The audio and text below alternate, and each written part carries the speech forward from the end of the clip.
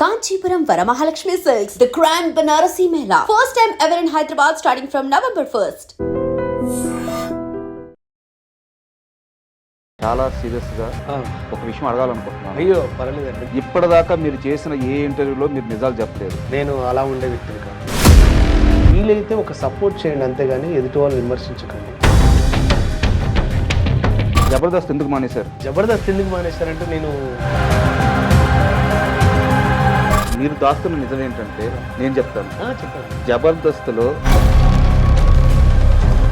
ప్రతి చోట ఉందండి, ప్రతి చోట ఉంది. నాకు రాజకీయం అనేది ఇష్టం ఉంది, నా వల్ల అయితే నేను చేస్తాను. ఈరోజు నేను ఫెయిల్యూర్ అనుకోండి ఫర్ ఎగ్జాంపుల్. జబర్దస్త్లో మీరు అలా రెస్పెక్ట్ చేసే పర్సన్ అంటే ఎవరు చెప్తారు? నేను నా వర్క్కి నేను రెస్పెక్ట్ ఇచ్చుకుంటాను. ఎవరికి రెస్పెక్ట్ ఇవ్వరు? నా వర్క్కి నేను రెస్పెక్ట్ ఇస్తాను. పర్సన్కి ఎవరికి రెస్పెక్ట్ ఇవ్వరా? మీతో పాటు అదే రామోజీ ఫిల్మ్ సిటీలో ఇంకొకతను మీ జబర్దస్త్ అతనే కష్టపడుతూ ఉన్నాడు.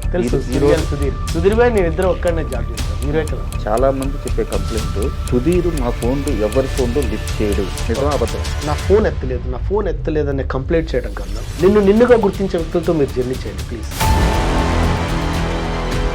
ఒక పెద్ద స్టార్ హీరో మీరు వెళ్ళి ఫోటో అడిగితే నువ్వు నాతో ఫోటో దిగడం కాదు నేనే నీతో ఫోటో దిగాలి అని చెప్పి ఎదురొచ్చి మరీ ఫోటో తీసుకున్నారంట. ఎవరా హీరో? అవును సార్, ఇది ఎలా తెలుస్తారు మీకు? తెలుస్తుంది. యాక్చువల్లీ ఏ ఇంటర్వ్యూలో చెప్పలేదు సార్ నేను. మెగాస్టార్ చిరంజీవి సార్ ఎంత అంటే మనం ఎదిగేటప్పుడు జబర్దస్త్లో ఒక టీమ్ లీడర్తో ఇష్యూస్ ఉన్నాయి రాముకి. అసలు ఫస్ట్ స్టార్టింగ్ నేను, రాకెట్ రాఘు గారు, వెంకీ చాలా మంచి స్కిట్లు చేసాం, చాలా బాగా చేసాం. ఆ తర్వాత టీమ్ లీడర్గా వెంకీకి ఇస్తున్నప్పుడు అన్న మనకు టీమ్ లీడర్ ఇస్తున్నా మన ఇద్దరం కలిసి చేద్దాం అన్న. చేశారా? నేను చేసి మళ్ళీ జబర్దస్త్లోకి వెళ్తారా వెళ్ళారా? జబర్దస్త్ గ్రూప్ ఇప్పుడు ఉంది సార్, గ్రూప్ ఇప్పటికి కూడా ఉంది. ఆ గ్రూప్లో నేను ఉన్నాను. యాడ్ చేయలేదా? మీరు బయటకు వచ్చేసారా? అంటే ఏంటి భయ్యా మీరు ఇలా మాట్లాడతారంటే నేను చెప్పేది వాస్తవం.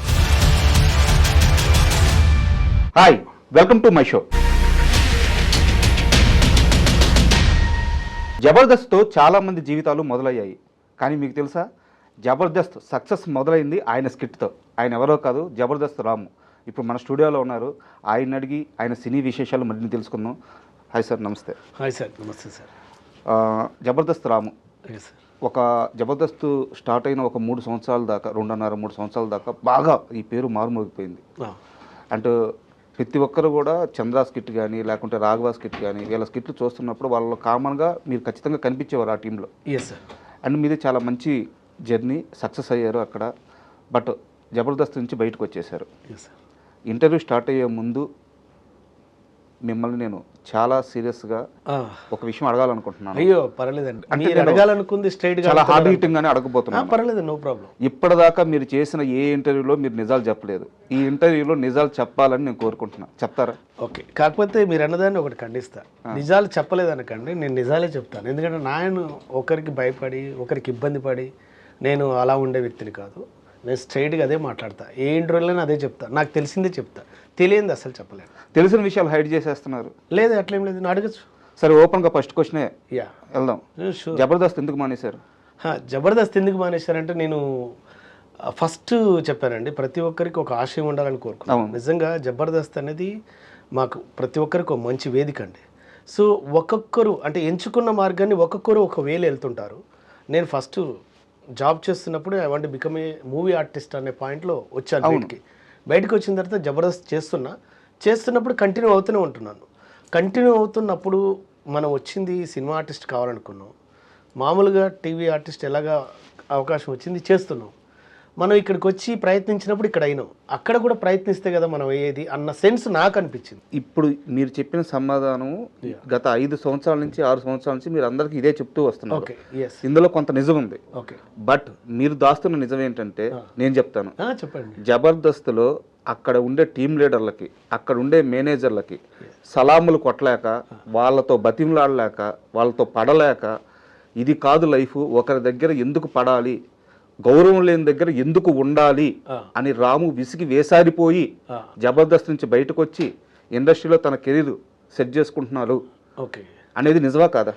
ఒకటి మీరు అన్న దాంట్లో నేను ఒకదానికి అగ్రి అవుతాను. ఏంటంటే మనం స్వచ్ఛగా అంటే మనం ఏమంటారు, మనం నీతి నిజాయితీతో వెళ్ళాలి అనుకున్నప్పుడు ఈ సల్యూట్లు నమస్కారాలు అనేవి అసలు పనిచేయండి. ఎందుకంటే నీ క్వాలిఫికేషన్ ఏంటంటే నా వేలో నేను స్వచ్ఛంగా వెళ్ళాలనుకుంటున్నాను చెప్పాలి తప్పితే నేను ఎవరికో సల్యూట్ చేసి ఎవరికో నమస్కారాలు పెట్టి ఎవరికి ఇది చేసుకుంటే లేదు అసలు నా వల్ల ఆ సక్సెస్ నేను తీసుకో నాకు ఇష్టం ఉండదు. అదే నేను చెప్పేది కూడా అదే. అలాగని నాకు అక్కడ వాతావరణం అర్థమైన తర్వాత కూడా నేను ఆ వాతావరణానికి నేను కరెక్ట్ కాదనుకోవచ్చు కాకపోవచ్చు, కానీ నేను దాంట్లో అక్కడ ప్రతి చోట ఉందండి, ఇది ప్రతి చోట ఉంది. అక్కడ నీకు ఇష్టమైతే పని చేయాలి, లేకపోతే ఎగ్జిట్ కావాలి, అంతే తప్పితే మన అవతల వాళ్ళని కానీ సిస్టాన్ని కానీ మార్చడం కోసం మనం కాదు. అంటే ఏ సొసైటీని కానీ ఏ లొకేషన్ కానీ మార్చడానికి మన దగ్గర లేదు, మన చేతిలో ఏం లేదు. మన చేతిలో ఉన్నది మాత్రం మన బిహేవియర్ మాత్రమే. కాబట్టి నా చేతిలో నా బిహేవియర్ ఉన్నంతకాలం నేను ఎక్కడ ఇది కాను అన్న ఒక నమ్మకంతో బయటకు వచ్చాను తప్పితే నేను వాళ్ళకి సల్యూట్లు అనేవి ఏమి కాదండి. ప్రతి చోట రాజకీయం ఉంది, ఏ చోట లేదు చెప్పండి. నాకు రాజకీయం అనేది ఇష్టం ఉండదు, నా వల్ల అయింది నేను చేస్తాను. ఈరోజు నేను ఫెయిల్యూర్ అనుకోండి, ఫర్ ఎగ్జాంపుల్ నేను జబర్దస్త్ చేసి నేను ఫెయిల్యూర్ అయినా అనుకుంటా, నేను బయటకు వచ్చి కేఏ పాల్ క్యారెక్టర్తో మంచి పేరు వచ్చింది. సో నేను ఆ రోజు నేను డిసప్పాయింట్ అయితే నేను ఈరోజు ఇక్కడ సక్సెస్ కొట్టేవాడిని కాదు. అవునా కాదు? కాబట్టి ఇక్కడ మన సక్సెస్ని కానీ మన ఫెయిల్యూర్ని కానీ ఇంకోళ్ళు డిసైడ్ చేయకూడదు, మన కాన్ఫిడెన్స్ డిసైడ్ చేయాలి అనేది నేను చెప్తాను. నాకు ఒక 10 అవకాశాలు వచ్చి నేను ఫెయిల్ అయితే నేను బాధపడతాను.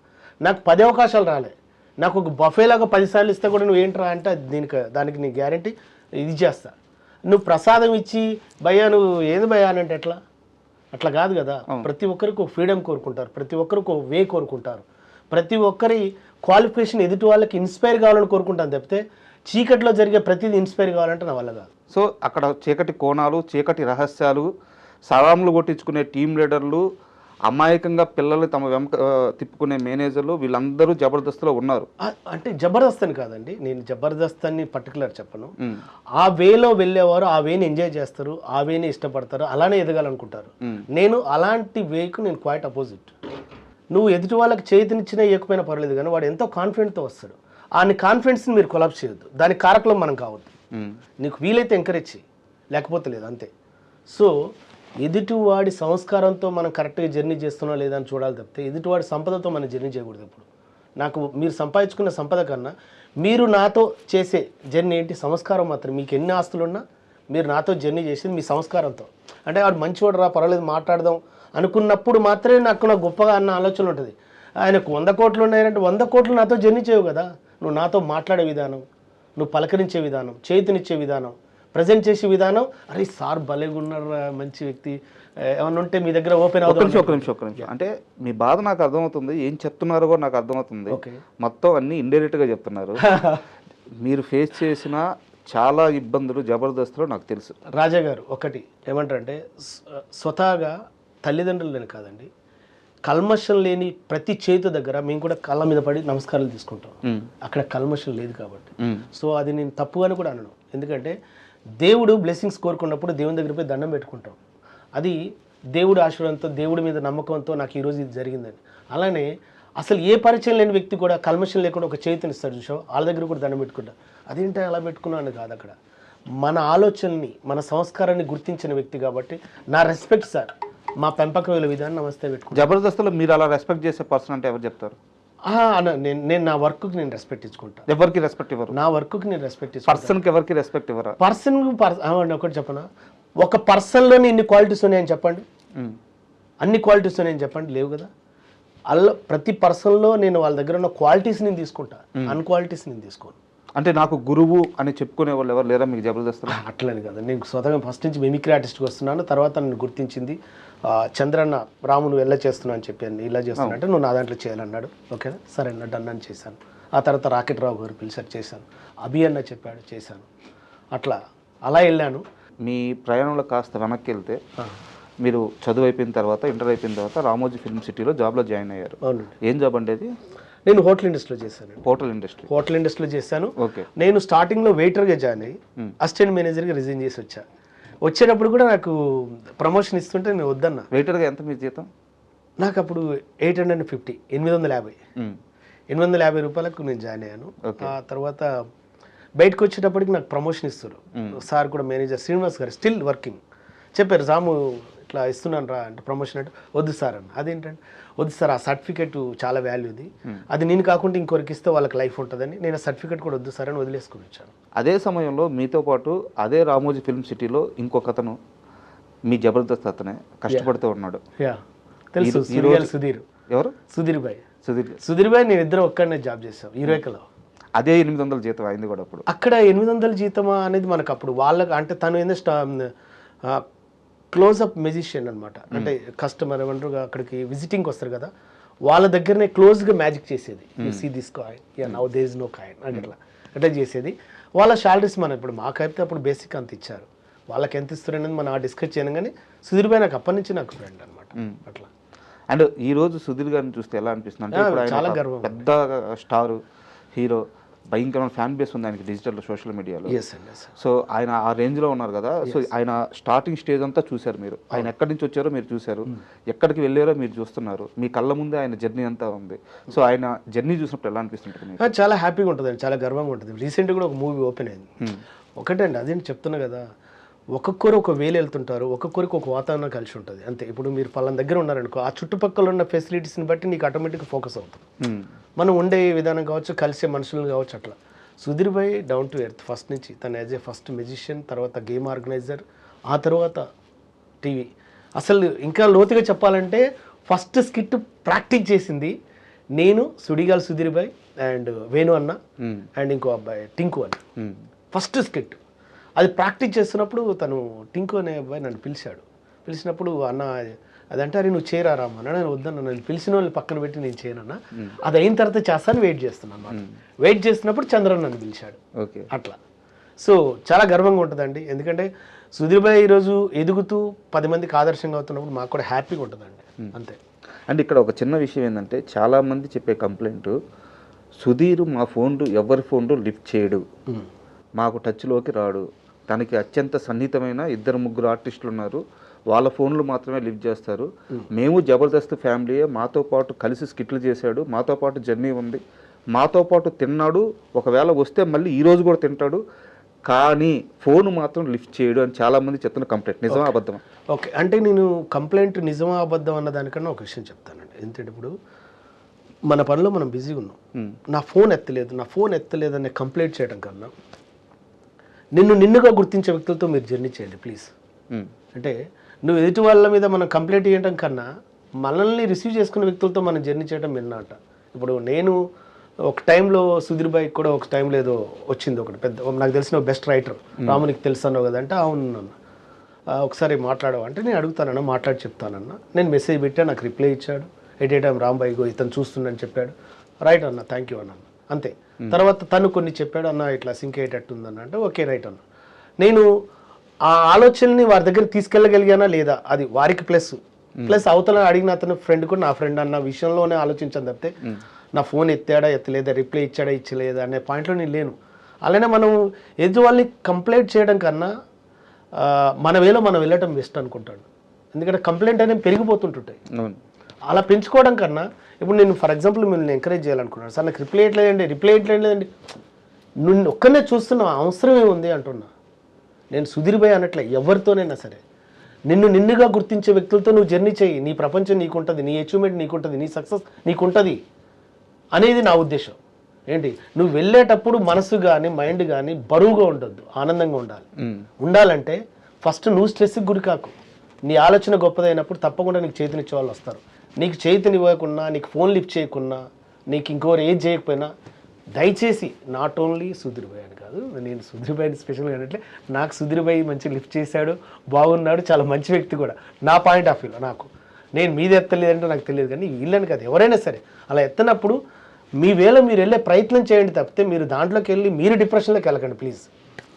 నా దగ్గర సుధీర్ గారి విషయం పక్కన పెడితే మీరు జబర్దస్త్ నుంచి బయటకు వచ్చేటప్పుడు ఒక టీం లీడర్ కూర్చోబెట్టి వద్దురా రాము నా మాటిను ఎల్లమాకు అని చెప్పి ఒక టీం లీడర్ చాలా బాగా బతిమలాడి నచ్చ చెప్పడానికి ట్రై చేశారంట. ఓకే, ఎవరా టీం లీడర్? అంటే నేను అప్పుడు ఎగ్జిట్ అయ్యేటప్పుడు నాకున్నది మాత్రం రాకెట్ రాఘు గారి టీం. ఆయనే రాఘు గారికి నేను చెప్పాను ఆల్రెడీ, సార్ నేను నెక్స్ట్ పోసాని సార్ రాబోతున్నారు మన నెక్స్ట్ ఎపిసోడ్కి, కాబట్టి నేను తప్పకుండా ఆ ఎపిసోడ్తో వెళ్ళిపోతున్నాను సార్ అని చెప్పాను. నేను మ్యాక్సిమం అండి నేను ఎక్కడైనా మ్యాక్సిమం చెప్పే చేశానండి. మీరు చెప్పారు, రాఘవ గారు చాలా అంటే ఒక సొంత తమ్ముడికి చెప్పినట్టు చెప్పి నా మాట విను, ఉండు, కొన్ని రోజులు ట్రై చేయి, ఇక్కడ ఉండే సినిమాలు ట్రై చేసుకో అని చెప్పి చాలా నచ్చ చెప్పడానికి ప్రయత్నించారంట. అది ఒకటండి సార్ చెప్పటం అంటే, సారు ఆ రోజు చెప్పినా ఆ రోజు ఈ రోజు ఎప్పుడు మీ ఇద్దరం ఒకేలా ఉంటాం. ఎందుకంటే సార్కు తెలిసిన మెంటాలిటీ ఫుల్ ఫ్లెజ్డ్గా రాము వెళ్ళే విధానం ఇది, రాముకి ఇలా ఇష్టం ఉండదు అనేది. కాబట్టి రాకెట్ రావు సార్కి నేనంటే సార్ నా వల్ల ఇంకొన్ని ఇబ్బంది పడద్దు, అలాగని నేను ఇంకొన్ని ఇబ్బంది పెట్టే రకం కాదు. సో నా వ్యక్తిత్వం నచ్చిన చోట నేను పనిచేసుకునే వ్యక్తిని. నాకు నేను ఒక ఆశయం కోసం పెట్టుకెళ్తాను అంతే. సార్ ఇక్కడ ట్రై చేశాం బాగానే ఉంది, ఇంకొంచెం అక్కడ కూడా ట్రై చేద్దాం. వచ్చిందనుకో మన జనరేషన్ కానీ మన ఇంటి వాళ్ళు కానీ ఎవరైనా తలుసుకుంటారు. పోయిందనుకో పర్వాలేదురా వాడు ట్రై చేశాడు కాలేదు, అయినా మళ్ళీ ఇంకోళ్ళు ట్రై చేద్దానికి నేను ఏమైనా చెప్పగలుగుతా, నేనేం మిస్ అయ్యాను అనేది అనుకొని నేను బయటకు వచ్చాను. బయటకు వచ్చినప్పుడు ఈ రోజుకి కూడా రాఘవ్ సార్ ఏదైనా ప్రోగ్రామ్స్ ఉన్నా, ఏదైనా మంచి ఇది ఉన్నా, ఒక డెడికేషన్తో కూడిన విషయాలైనా సరే ఫస్ట్ నాకు కాల్ చేస్తాడు, రామ్ గారు ఇది ఉందని. Sir okay sir done sir అంటే. ఎందుకంటే ఆయనకు ఒక నమ్మకం, రాము వెళ్ళిందంటే ఒక పర్ఫెక్ట్ ఇలా చేయగలుగుతాడు, ఇలా చేసుకుంటాడు. అదే ర్యాప్ ఉంది, అదే అండర్స్టాండింగ్ ఉంది, అదే రెస్పెక్ట్ ఉంది మాకు ఇప్పుడు, అప్పుడు, ఎప్పుడు. రీసెంట్గా కూడా మొన్న కూడా పిలిచాడు. ఎందుకంటే సార్ మనల్ని మనగా గుర్తించి ఇచ్చేదే మనకు విలువైంది సార్, మనం చేసే రిలేషన్షిప్ కూడా విలువైందని అర్థం. రాఘవ గారి టాపిక్ వచ్చింది కాబట్టి కంటిన్యూగా ఇంకో క్వశ్చన్ వేస్తున్నాను. Yes sir. జబర్దస్త్లోకి చాలామంది టీం లీడర్లు వచ్చారు, ఆర్టిస్టులుగా వచ్చారు, టీం లీడర్లు అయ్యారు. జోబి నిండంగానే లేదా కడుపు నిండంగానే బయటకు వెళ్ళిపోతున్నారు. Yes sir. వాళ్ళ కెరీర్లు వాళ్ళు చూసుకుంటున్నారు. Yes sir. జబర్దస్త్లోకి ఎంటర్ అయినప్పటి నుంచి ఇప్పటి వరకు బయటికి పోకుండా స్టిల్ కంటిన్యూ అవుతుంది రాఘవ గారు ఒక్కరే. అవును సార్, 750 ఎపిసోడ్ దాకా చేశారు. ఆయన ఎందుకు జబర్దస్త్ వదలరు సార్? ఆయన ఎందుకు వదలరు అంటే సార్, ఫర్ ఎగ్జాంపుల్ వదలరు అనే పదం అన్నారు సార్, నేను వదిలిన మనకు అవకాశాలు వస్తున్నాయి ఫుల్ ఫెజ్లు, మీరు ఎలా అనుకుంటారు? వదిలిన ప్రతి ఒక్కరికి అవకాశాలు లేవు సార్ అక్కడ. కాబట్టి రాఘవ సార్ ఏంటంటే వదలాలి అనుకున్నప్పుడు కూడా వెనక ఫ్యామిలీ ఉంది, భవిష్యత్తు ఉంది. ఎట్ ఏ టైం ఆయన అంతకుముందుకు కూడా టీవీ మీడియాలో చాలా ప్రోగ్రామ్ చేశాడు. అవును, జెమినీలో చేశాడు, చాలా ఈటీవీలో అయినా జెమినీలో అయినా ఇంకెన్నో ప్రోగ్రామ్ చేశాడు. వారికి తెలుసు అప్పటి నుంచి తను యుద్ధం చేస్తున్నానని తెలుసు. యుద్ధం చేస్తున్నప్పుడు కూడా ఏదైనా నామమాత్రంగా నిలిచింది తప్పితే అది లైఫ్ లాంగ్ సపోర్ట్ ఇవ్వలేకపోయింది. అటు బుల్లితెర కావచ్చు, ఇటు బిగ్ స్క్రీన్ కూడా కావచ్చు. కాబట్టి తనకు అర్థమైంది ఏంటంటే అతను వెరీ నాలెడ్జ్ఫుల్ పర్సన్ సార్. వాళ్ళ ఫ్యామిలీ వాళ్ళ నాన్నగారు కూడా టీచర్, మంచి ఎడ్యుకేషన్ ఉంది, ఏంటి చాలా చక్కగా మాట్లాడతారు. కాబట్టి ఆ సార్ ఆ సంస్కారాన్ని ఆలోచించి ఎస్ నేను వెళ్తే బయటికి అంత బలంగా మనం ముందుకు వెళ్ళగలుగుతాం వెళ్ళలేము అనేది ఒక క్వశ్చన్ అతను వెంటాడి ఉంటుంది. నెక్స్ట్ నాకు ఏది బలమైన సపోర్ట్ ప్రోగ్రామ్ దొరకలేదు, ఇప్పుడు ఈ గ్రిప్ దొరికింది కాబట్టి దీన్ని వదలొద్దు అన్న ఒక బలమైన కారణం ఉంటుంది. ఈ రెండు కారణాల చేత సారు దీన్ని పట్టుకుని వదలలేదు. బయటికి వెళ్తే భవిష్యత్తు ఉంటుందో ఉండదో క్లారిటీ లేదు, ఎందుకంటే ఆల్రెడీ ఆయన ఎప్పటి నుంచి యుద్ధం చేస్తుంది కాబట్టి. అలా వెళ్ళిన తర్వాత అక్కడ అన్ని విషయాలు క్యాల్కులేషన్ చేసుకుంటాడు సార్. నేను చెప్పాల్సిన అవసరం లేదు, సార్కి కూడా స్వతహాగా ఎన్నో తెలుస్తాయి కాబట్టి అందుకే వారు వెళ్ళలేకపోతే తప్పితే వారు ఇది చేయటం అని కాదు సార్, వారు చేస్తారు. ప్రజెంట్గా మీరే అంటే సార్ ఎవరినైనా అడగండి, రాకెట్ రాఘు గారు చేసే స్కిట్లు వెరీ జెన్యున్గా చాలా బాగుంటుంది అంటారు. సో నేను బలంగా ఉన్నా యుద్ధం చేస్తా కొడతా గొడవపోతాను కదండి, పక్కోడు గొడవపోవట్లేదు పక్కోడు ఎందుకు అన్న పాయింట్లు ఉండదు సార్. ఎవరి సంస్కారంతో వాళ్ళు జర్నీ చేస్తారు కాబట్టి వారి సంస్కారం ఏందో వాళ్ళకి తెలుసు, వారి చదువు ఏందో వాళ్ళకి తెలుసు. బయటికి వెళ్తే రాజకీయాలను ఎదుర్కోగలుగుతామో ఎదుర్కోలేమన్న సెన్స్ కూడా ఉండటం వల్లే ఆయనకున్న బార్డర్స్లో ఆయన పరిధిలో ఆయన క్రియేట్ చేసుకున్నాడు అన్న ఉద్దేశంతోనే అట్లా ఉంటూ ఇటు సినిమాలు కూడా చేస్తున్నాడు. కానీ గ్రిప్ పట్టుకొని యుద్ధం చేస్తున్నాను నేను అనుకుంటున్నాను. సూపర్. అంటే రాఘవ గారికి ఒక సపరేట్ ఫ్యాన్ బేస్ ఉంటుంది. ఆయన స్కిట్స్లో మాత్రం ఎలాంటి బూత్ ఉండదు, ఎలాంటి డబుల్ మీనింగ్ ఉండదు, మ్యాక్సిమం బాడీ షేమింగ్ కూడా ఉండదు, ఒక వర్గాన్ని కించపరచడం అట్లా ఉండదు. చాలా క్వాలిటీ కామెడీ ఉంటుంది ఆయన స్కిట్స్లో. సో అందుకని ఆయన ప్రస్తావన తీసుకొచ్చాను. పర్లేదు సార్, తెలియాలి సార్. యాక్చువల్లీ నేను చెప్తాను కదా, మంచి కూడా ప్రచారంలో ఉండాలండి తప్పకుండా. ఎందుకంటే మనం ఎదుటి వాళ్ళని మనం ఎందుకు అనుకుంటాం, కానీ ఎందుకు అని వచ్చిన డౌట్ వాళ్ళు కూడా మనం ఎందుకు చేయలేకపోతున్న వాళ్ళకి ఏదో ఒక విధంగా ఆలోచించండి, ఆ రోజు మీరు గొప్ప వాళ్ళని నేను అంటాను. ఇప్పుడు బయటకు వచ్చావు ఎందుకు అని క్వశ్చన్ వెళ్ళి చాలా ఉండరు. బయటకు వచ్చిన సినిమాల కోసం అంటే సినిమా అవకాశం ఇచ్చిన వాళ్ళు ఉండరండి. నేను సినిమా అవకాశం కోసం వచ్చిండ్రా వీడియో అని తెలుస్తుంది, తెలిసిన తర్వాత కూడా ఇచ్చేవాళ్ళు ఉండరండి. ఏంటి ఇచ్చినప్పుడు కదా నువ్వు ఒక క్వశ్చన్ వేసావు, అరే ఈ మధ్య కనిపించట్లేదు అంటే వాడు వేలో వాడు ప్రయత్నం చేస్తుండు, వాడు వేలో వాడు యుద్ధం చేస్తుండు, వాడు వేలో వాడు ఇది చేయట్లేదని మీరెలా అనుకుంటారు? అంటే రాము గారు ఇక్కడ నాకు డౌట్ వచ్చేసి, మీరు సినిమాల కోసం జబర్దస్త్ వదిలేసి వచ్చారు, అసలు ఎవరిని అప్రోచ్ అయ్యారు, ఎలా అప్రోచ్ అవుతున్నారు, మీకు ఎందుకు మీ నటనకు కానీ లేకుంటే మీ జర్నీకి కానీ తగ్గ పాత్రలు పడట్లేదు, అసలు మీ అప్రోచ్ ఎలా ఉంటుంది? సార్ నా అప్రోచ్ ఎలా ఉంటుంది అంటే సార్, నాకు తెలిసిన వ్యక్తులతో అప్రోచ్ అవుతాను సార్. ఏదైనా ఉంటే చెప్పండి సార్ అంట, నాకు ఫోర్స్గా ఇష్టం ఉండదు. అసలు మీరు వెళ్ళినప్పుడు ఎట్లుంటుంది, రిసీవ్నెస్ ఎలా ఉంటుంది? గుర్తుపడతారు సార్, గుర్తుపడతారు. హాయ్ అండి బాగున్నారండి సార్, ఇలా ఉందన్న అంట, ఏమన్నా ఉంటే చెప్పండి అన్న అంట. అది నేను ఏదైనా, అది మొన్న త్రివిక్రమ్ గారు పెద్ద స్టేజ్ మీదనే చెప్పారు, ఏదైనా సహజంగా జరగాలంటే చూసా, అలానే ఏదైనా సహజంగా జరగాలి, ఫోర్స్తో జరగకూడదు. అంటే ఏదైనా వర్క్ ఇచ్చేటప్పుడు కూడా ఇతనికి మనం ఎంకరేజ్ చేయాలి అని ఏంటండి, అట్లా ఆలోచన ఉన్న దగ్గర నాకు పని చేయాలనిపిస్తుంది. బట్ అది జరగట్లేదు కదా. మీరు ఇన్నేళ్లలో ఒక్క నిమిషం ఒక 5-6 సంవత్సరాల నుంచి మీరు ఇదే ప్రయాణం చేస్తానే ఉన్నారు. నాకు తెలిసి ఒక 30 నుంచి 40 సినిమాలు చేసినట్టున్నారు, 50 సినిమాలు చేసినట్టున్నారు. చేశాను, బాగానే చేశాను, బాగా చాలా సినిమాలు చేశారు. బట్ వాటిల్లో ఏది కూడా ఒక కేఏ పాల్ గారి క్యారెక్టర్ తప్పించి ఏది కూడా మీకు ఆ మనసుకి ఫుల్ ఆనందాన్ని ఇచ్చిన పాత్ర లేదు. లేదండి. నాని గారిది భలే భలే మగాడివైలో ఆ సీన్ మాత్రం చాలా బాగా పేలింది, చాలా మంచి పేరు కూడా వచ్చింది. ఈ రెండు తప్పించి మిమ్మల్ని తృప్తిపరిచిన పాత్రలు పడట్లేదు. మీరేమంటున్నారు, నేను రెగ్యులర్గా కలుస్తున్నాను, నాకున్న పరిచయాలను నేను కలిసి అడుగుతున్నాను అని చెప్పి అంటున్నారు. బట్ ఎక్కడో మీ అప్రోచ్లో రాంగ్ రాకపోతే సార్ ఈ 6 ఏళ్లలో మీరు ఎందుకు సక్సెస్ అవ్వలేదు? సార్ నేను అంటే మీరు అన్నదానికి క్వశ్చన్కి సమాధానం చెప్తాను. మధ్యలో మా నాన్నగారు మధ్యలో కాలం చేశారు. కాలం చేసినప్పుడు ఫుల్ డిసప్పాయింట్ అయినా, అయ్యో ఏంది ఇట్లా జరిగిపోయిందని. మనమే అక్కడ ఇక్కడ మనం కర్త కర్మక్రియ మనమే. అలాగని నాకు ఎలా అనిపిస్తుంది అంటే, మన ఎథిక్స్ని మనం చంపుకుంటూ పోయి వాళ్ళని అడిగి వాళ్ళు చెయ్యి సార్ ఇది అనటం కన్నా దారిలో మనల్ని గుర్తించిన వ్యక్తుల ద్వారా మనం వెళ్దాం. పని ఏదైనా పని, ఏ పనైనా దైవంతో సమానం అనుకునే వ్యక్తిని. రామగారు ఎందుకు అంత స్ట్రాంగ్గా అడిగానంటే, మీ అప్రోచ్ కరెక్ట్ కాదేమో అని చెప్పేసి. యాక్చువల్గా నేను ఆ వర్డ్ వాడి ఉండకూడదు, వాంటెడ్గానే వాడాను. ఎందుకు వాడాను అంటే, భయంకరమైన మొహమాటం మీకు. అండ్ మాత్రం కరెక్ట్, 100% భయంకరమైన మొహమాటం. ఎవరి దగ్గరికి వెళ్ళి వాళ్ళని డిస్టర్బ్ చేయకూడదు అని చెప్పేసి ఒక ఫీలింగ్, ఇష్టం ఉండదండి. ఎవరి దగ్గర చేయి చాపి దేహం ఛాన్స్లు అడగకూడదు అని చెప్పి అనుకుంటారు. తెలిసిన వాళ్ళకి మాత్రం కనిపించి సార్ కొంచెం ఉంటే చూడని చెప్పి వచ్చేస్తారు. ప్రైజింగ్స్ ఉండవు. నిద్రలేసిన తర్వాత అందరికి good morning sir, good morning wishes పెడుతుంటాను సార్, గుడ్ మార్నింగ్ విషెస్ పెడుతుంటాను, ఇది చెప్తుంటాను. నాకు ఫోర్స్ గా ఇలా చేసి ఇష్టం. అంటే ఇండస్ట్రీలో పక్కన చేరి భజన చేసే వాళ్ళకే ఇప్పుడు క్యారెక్టర్లు రావట్లేదు. మీరేమో చాలా సహజంగా జరగాలి, నన్ను గుర్తు పెట్టుకొని పిలవాలి, ఇంత జెన్యూన్ గా ఉంటే అవకాశాలు ఎలా వస్తాయి? అదే సార్ అంటుంటారు. ఇప్పుడు మన లైఫ్ని మనం కనీసం మనం ఆస్వాదించాలి సార్. అంటే అరే ఈ వేలో మనం వెళ్ళగలిగాం, ఈ వేలో మనం బతకగలిగాం. ఇప్పుడు ఏది చేసినా సరే మన ఎండ్ ఆఫ్ ది డే తీసుకెళ్ళలేవు అనే విషయం తెలుసు.